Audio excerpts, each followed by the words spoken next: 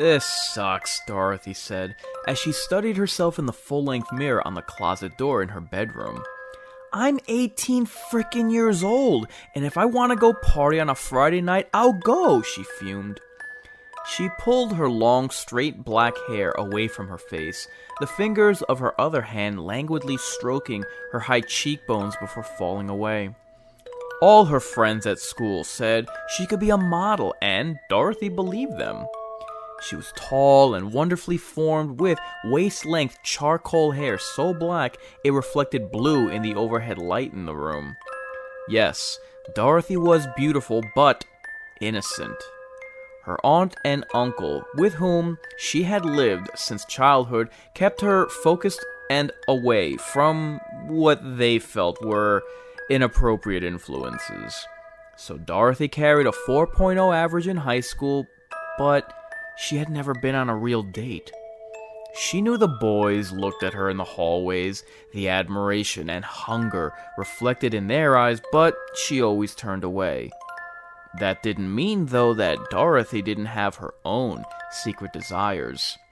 Though her aunt and uncle did their best to keep her pure, in 2003, that's an impossible task.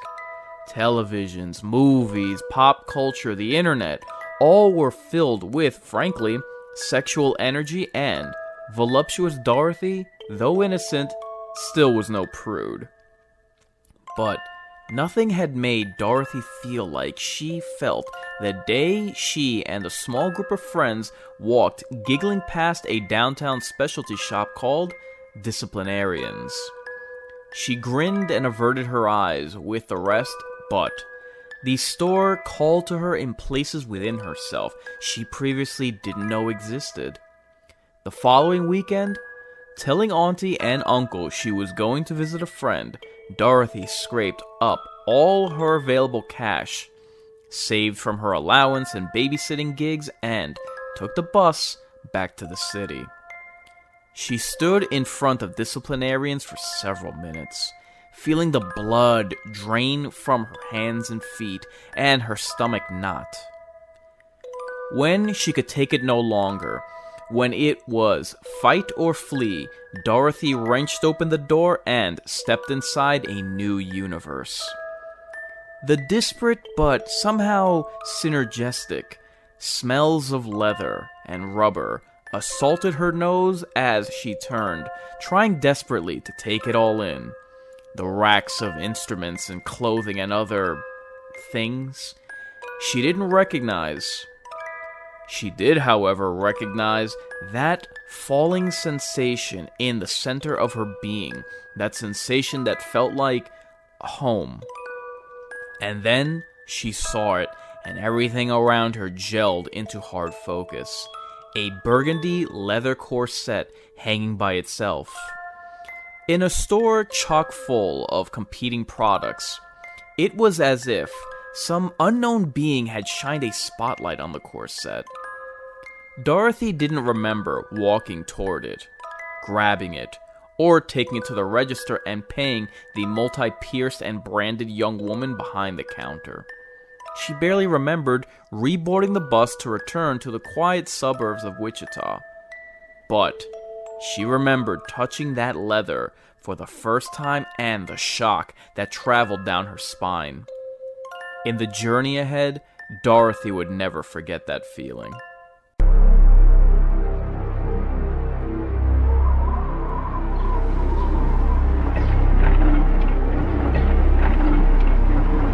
So, as young Dorothy admired herself in her bedroom mirror on another lonesome Friday night, she reached into her sweater drawer and withdrew her treasure.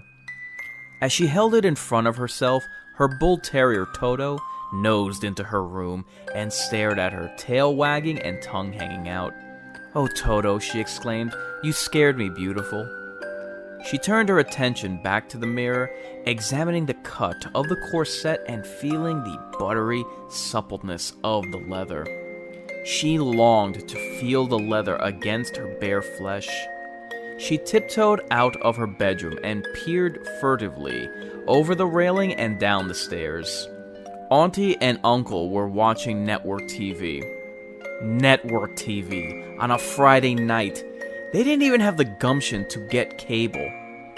Shaking her head, she strolled back into her room, locked the door behind her, and drew the curtains. As Toto slept on her twin bed, Dorothy stripped off her ankle-length skirt, sweater, and department store undergarments and stood naked, her voluptuous, untouched body nearly steaming in the cool air of her bedroom. As she wrapped the corset around her, another shock, even more intense than the first one she experienced in the store, traveled sinuously down her spine into her core. She shivered as she cinched the corset tight around her midsection. She stared down at herself, feeling the leather against her skin, trying to find the courage to look across the room and into the mirror. 1, 2, 3, she mumbled to herself, jerking her head up on 3. Wow, she gasped, stunned. Dorothy was ravishing. As she stepped toward the mirror, she felt a small tremor in the house and then nothing. Toto woofed in his sleep, stretched and was quiet. The cut of the corset was fantastic, its edges cupping her breasts, so tight it cut grooves into her flesh, making her already small waist even tinier and accentuating her hips. She smiled a secret smile. "I wish I could pull it even tighter," she began. Just as a massive shock hit the house, knocking Dorothy to the floor, where Toto fell beside her, howling. "What the hell?" she heard her uncle roar. She imagined him catapulting off his recliner, the customary Budweiser he held in his crotch splashing over the fake velour of his recliner. She was still trying to struggle to her feet when the final blast struck. Everything went black.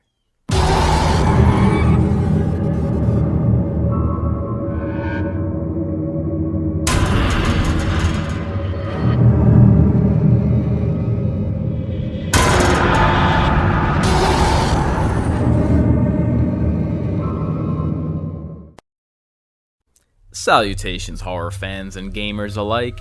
I am Inkarnate, your scary movie critic and survival horror live streamer.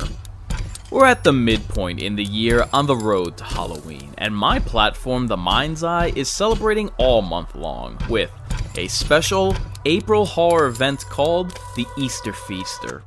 The centerpiece of this holiday is the weekly Let's Play of Alice Madness Returns. What perfect timing. This is but the penultimate chapter in game designer American McGee's haunting vision of Wonderland. Speaking of the man himself, the order has gone out. A third game has been conceptualized, but demands crowdfunding in order to actualize. Well, who am I to refuse?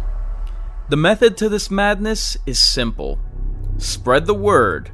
Vote your wallets, voice your endorsement, support the cause. All cards on the table? This trilogy demands completion. A franchise hangs in the balance. A legacy is what's on the line. For one man's dream to turn nightmare, for our childhood fantasy to give the fright of our lives, we need only set the table. The moment has arrived for diehards to lend their support. The time has come for the inmates to run the asylum. In a series that has captivated by any stretch of the imagination, this one just might take the cake. One more descent into madness, one final trip down the rabbit hole. Wonder no longer, for now we see through a mind's eye darkly.